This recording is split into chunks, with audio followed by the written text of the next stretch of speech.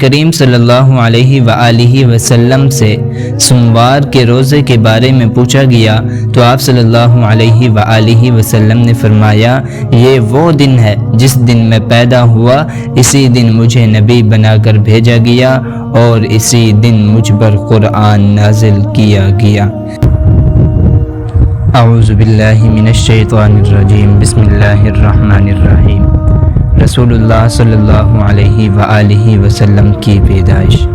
ارشاد باری تعالی ہے، بے شک اللہ تعالی نے ایمانداروں پر احسان کیا ہے کہ انہی میں سے ایک رسول بھیجا ہے جو انہیں اس کی آیات پڑھ کر سناتا ہے، انہیں پاک کرتا ہے اور انہیں کتاب و حکمت کی تعلیم دیتا ہے، اور یقیناً اس سے پہلے وہ کھلی گمراہی میں تھے۔ حکمت سے مراد یہ نہیں ہے کہ آپ صلی اللہ علیہ وآلہ وسلم انہیں طب اور سائنس کی تعلیم دیتے تھے، بلکہ حکمت سے مراد آپ صلی اللہ علیہ وآلہ وسلم کی سنت ہے، جس کے ذریعے آپ صلی اللہ علیہ وآلہ وسلم نے زندگی کے ہر پہلو میں امت کی رہنمائی اور تربیت کی ہے۔ اس سے حدیث و سنت صحیحہ کی پیروی قرآن کریم کی پیروی کی طرح لازم ہے۔ اگر حدیث رسول صلی اللہ علیہ وآلہ وسلم کا انکار کر دیا جائے تو قرآن کریم کا انکار بھی لازم ہوتا ہے۔ جو لوگ حدیث رسول صلی اللہ علیہ وآلہ وسلم کے مقابلہ میں دوسرے اقوال و آراء کو ترجیح دیتے ہیں، احادیث رسول صلی اللہ علیہ وآلہ وسلم کا انکار کرتے ہیں، وہ اپنے بد انجام سے ڈر جائیں۔ قل انما انا بشر مثلکم یوحی الی انما الہکم الہ واحد۔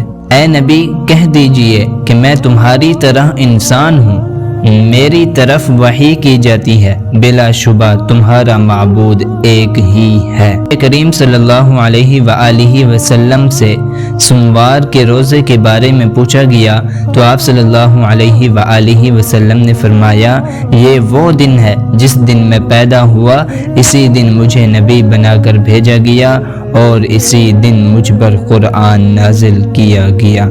نبی کریم صلی اللہ علیہ وآلہ وسلم مکہ میں ربیع الاول کے مہینے 571 عیسوی عام الفیل میں سوموار کے دن پیدا ہوئے۔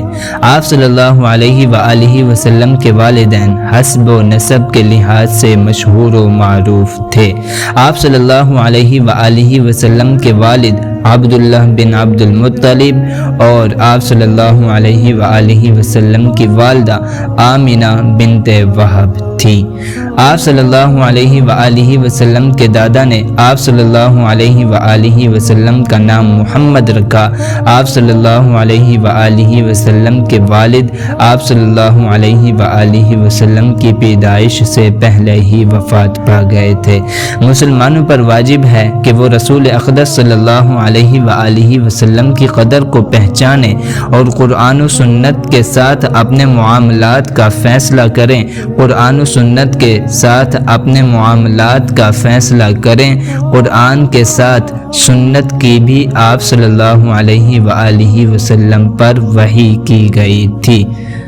دین کے معاملہ میں آپ صلی اللہ علیہ وآلہ وسلم اپنی خواہش سے کچھ نہیں کہتے تھے، یقیناً جو کچھ بھی آپ صلی اللہ علیہ وآلہ وسلم فرماتے تھے اس کی اللہ کی طرف سے وحی کی جاتی تھی۔ مسلمانوں کو چاہیے کہ اپنے آپ کو اخلاق رسول صلی اللہ علیہ وآلہ وسلم کے ساتھ آراستہ کریں، توحید کی دعوت کا اہتمام کریں جس کے ساتھ آپ صلی اللہ علیہ وآلہ وسلم نے اپنی رسالت کا آغاز کیا تھا۔